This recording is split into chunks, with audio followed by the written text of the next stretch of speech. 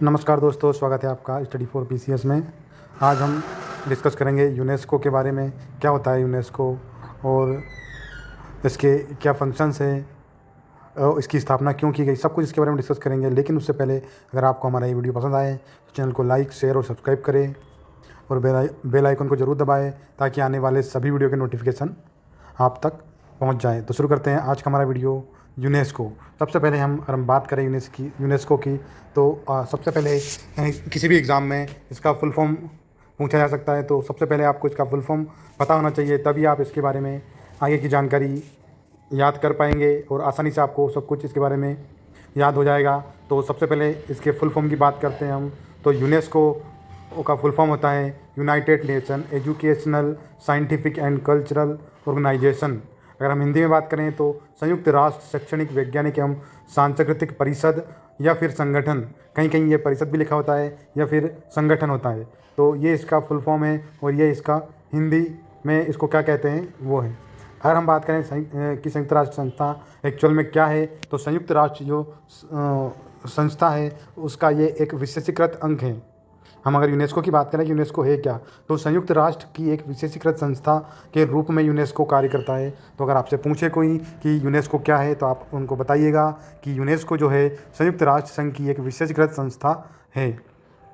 अब बात करते हैं इसका मुख्यालय कहाँ है। तो फ्रांस के पेरिस में इसका मुख्यालय है। को यार नोट कर लेना आप, फ्रांस। आपको पता होगा फ्रांस की राजधानी पेरिस में जहाँ पे एफिल टावर है वहाँ पे इसका मुख्यालय है।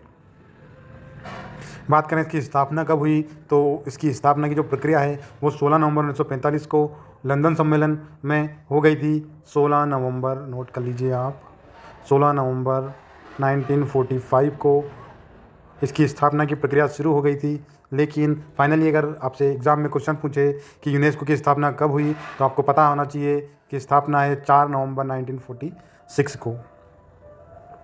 अब बात करें, ये तो सब हो गया इसके बारे में, लेकिन इसको बनाया क्यों गया ये भी हमको पता होना चाहिए कि इसका एक्चुअल मोटिव क्या है, इसका उद्देश्य क्या है। तो इसका उद्देश्य की अगर हम बात करें तो शैक्षणिक, वैज्ञानिक एवं सांस्कृतिक सहयोग से अंतर्राष्ट्रीय शांति व सुरक्षा की स्थापना करना। आपको पता होगा सेकेंड वर्ल्ड वार जो 1939 में स्टार्ट हुआ था, 1 सितंबर 1939 में स्टार्ट हुआ था और 2 सितंबर 1945 को समाप्त हुआ था। तो इसी जो विश्व युद्ध है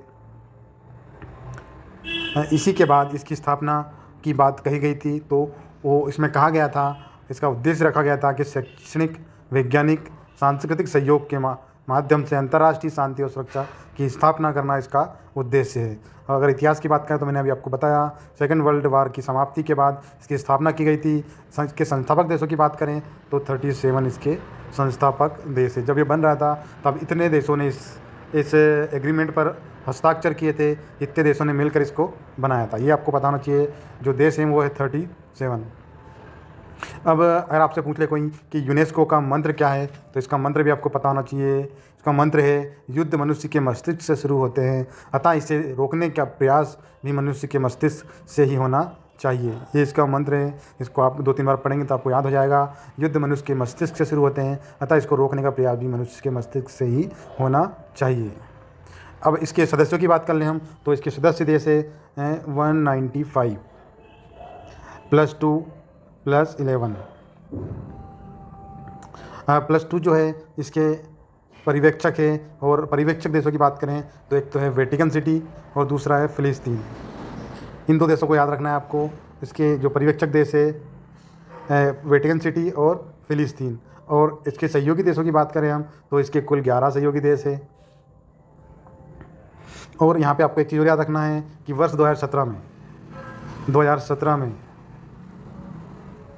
अमेरिका एवं इजराइल ने फ़िलिस्तीन का विरोध करते हुए इसकी सदस्यता छोड़ दी है। तो आपको पता होना चाहिए यूएसए और इजराइल।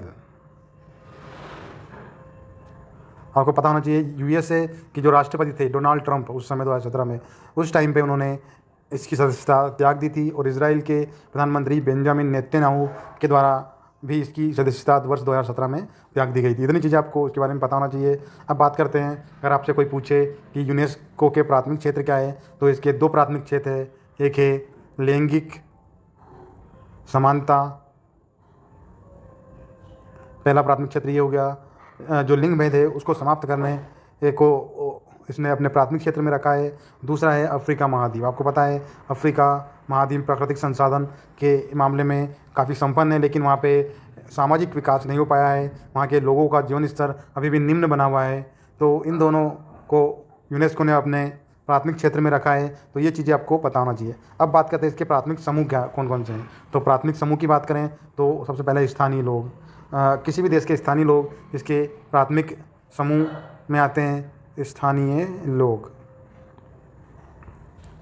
सेकंड बात करें तो युवा, जो युवा हैं वो इसके प्राथमिक समूह में आते हैं। इसके बाद छोटे छोटे जो द्वीप है वो भी इसके प्राथमिक समूह में आते हैं। उसके बाद विकासशील देश जैसे कि भारत, अभी हमारा देश विकासशील है। एक विकसित देश होते हैं और एक विकासशील होते हैं और एक अल्प विकसित देश होते हैं। तो हमारा जो देश है विकासशील देश है भारत, उसको भी इसने अपने प्राथमिक समूह में रखा है। उसके बाद अल्प विकसित देश, तो ये इसके प्राथमिक समूह में आते हैं। अब बात करते हैं कि यूनेस्को जो अपनी विश्व धरोहर की सूची बनाता है उसमें किन किन चीज़ों को शामिल करता है। तो पहले नंबर पर सांस्कृतिक महत्व का कोई जो चीज़ होती है उसको, और दूसरा प्राकृतिक, और तीसरा मिश्रित। इन तीनों चीज़ों, मिश्रित मतलब प्राकृतिक और सांस्कृतिक दोनों। अब बात करते हैं भारत के कितने जो स्थल है विश्व धरोहर की सूची में शामिल है। तो 30 जो है प्राकृतिक, 30 सांस्कृतिक, नोट कर लीजिएगा आप।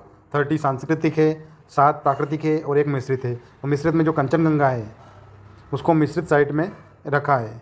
और हाल ही में सुनने में आ रहा है कि ओरछा और ग्वालियर को भी दिसंबर 2020 में, ये 4 या 5 दिसंबर को आप देख लीजिएगा, 4 या 5 दिसंबर को ओरछा और ग्वालियर को भी सांस्कृतिक धरोहर के रूप में यूनेस्को ने अपनी विश्व विरासत की सूची में शामिल किया है। इस प्रकार भारत के टोटल स्थलों की बात करें अगर हम, तो 39 हो जाते हैं।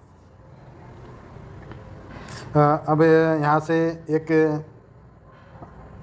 क्वेश्चन और बन जाता है कि यूनेस्को की जो मीटिंग हुई थी 2019 में वो कहाँ हुई थी। तो इसकी मीटिंग नोट कर लीजिएगा आप। अजरबैजान की राजधानी बाकू में इसकी मीटिंग हुई थी 2019 में। वहीं पे 2019 में जयपुर को विश्व विरासत की सूची में शामिल किया गया था। पिंक सिटी जिसको हम बोलते हैं, राजस्थान में आती है पिंक सिटी, जिसको हम बोलते हैं पिंक सिटी जयपुर को 2019 में विश्व विरासत की सूची में शामिल किया गया था। तो ये था हमारा वीडियो यूनेस्को के ऊपर। अगर वीडियो आपको पसंद आए तो चैनल को लाइक, शेयर, सब्सक्राइब करें और बेल आइकन को ज़रूर दबाएं ताकि आने वाले सभी वीडियो के नोटिफिकेशन आप तक पहुंच जाए। आज के लिए इतना ही, धन्यवाद।